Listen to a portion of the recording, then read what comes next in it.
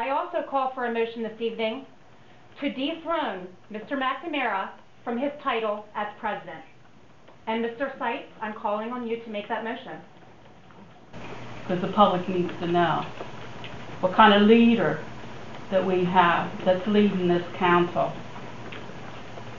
And to try to find out, you know, so the public truly knows his true colors. There's private agenda, and we know it's obvious with some of the actions being taken here. He continues to take credit for things that are going on with, especially the good. And we know, I think that's, you know, that's shameful. That if he's taking credit for things that he shouldn't be given, or being taken credit for things. And this I mentality and not we, it just needs to go. He needs to go. I wish he would resign. I know he's not going to. But he continues to say that he doesn't care what the people think about him. Mr. Brubaker brought it to light that Mr. Payne recommended Mr. Bowman. I have a copy of the letter that Mr. Payne sent this body. It does not say anything about a recommendation for Mr. Bowman.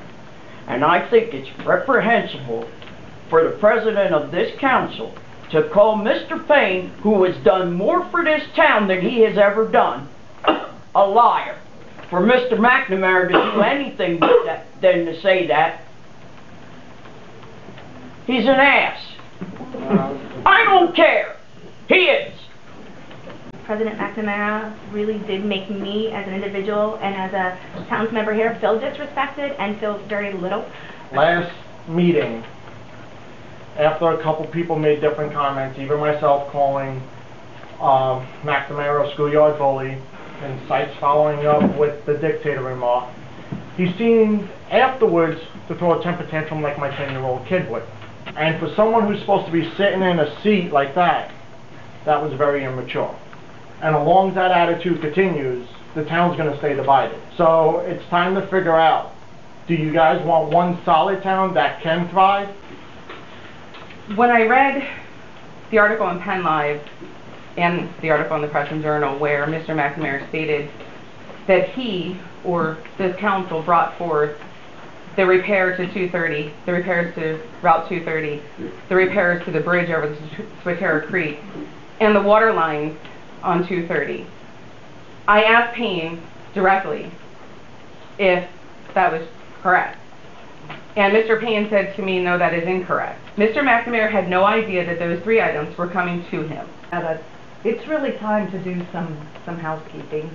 And I think the calmness that you feel here right now is also a direct reflection of who isn't here. If for no other reason other than the letter that Mr. McNamara printed in Penn Live, did you read that? Did you read that, Mrs. Sullivan? Mm-hmm. That was shameful.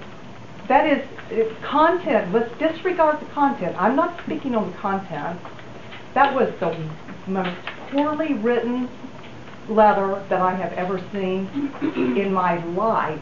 That has got to tell you that this man is too arrogant to think that he even needs somebody to proofread. And it's absurd. If you take a look at the equation of tonight's meeting, there's one factor missing. Look at the way the public treated you, and look at the way all of you treated the public. Numerous people have said, thank you for looking me in the eye. Thank you for listening to me with respect. What is the difference between January 20th and February 2nd? The answer is very clear. This is not, to ask a man to step down from a position is not a laughable matter. The motion is asking for Council President McNamara's resignation as Council President. No. Mrs. Malone? Yes. Mr. Seitz? Yes. Mrs. Sullivan? No. Mr. Brubaker? Yes. Mr. Kappenstein? Yes. Mr. Lauer? No? Mrs. Einhorn? Yes. Mr. McNamara?